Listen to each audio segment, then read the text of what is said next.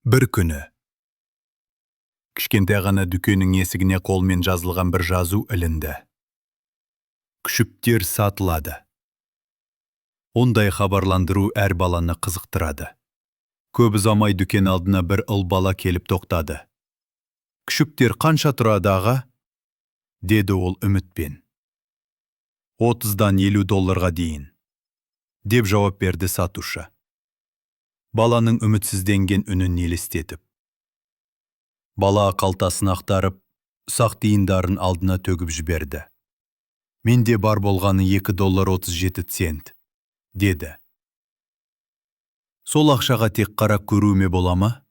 Сатушы жымиды. Сосын ысқырып қалды. Конурадан алдымен үлкен ит, Лейди шықты.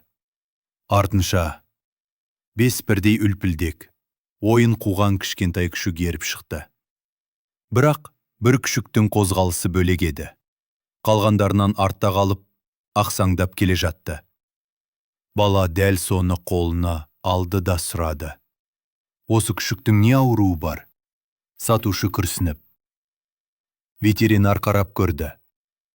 Аяқ буынында кемістік бар. Бұл күшіктің аяғы ешқашан толық жазылмайды. Ол өмір бойы ақсаңдайды. Мен дәл осы күшікті қалаймын. Сатушы селт етті. Көзіне жас үйіріліп. Егер сен осыны шын қаласаң, ала ғой, тегін берем, деді. Баланың дауысы қатқыл, бірақ жүректен шыққан үнмен. Жоқ, деді бала қатты. Ол көзін тік қаратып, ашуланған дауыспен сөйледі.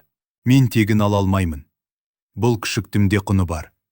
Қалғандары қанша тұрса, бұл да сонша тұрады. Мен сізге қазір $2.37 берем. Сосын, ай сайын 50 центтен төлеп отырам. Толық төлегенше тоқтамаймын. Бірақ балақай, бұл күшік сен сияқты ойнай алмайды. Жүгіре де алмайды, секіре де алмайды. Ол, бірақ. Бала үнсіз еңкейіп, шалбарын түріп көрсетті.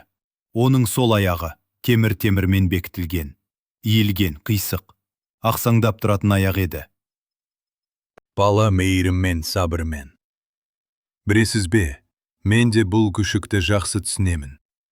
Бізде көп ортақ нәрсе бар.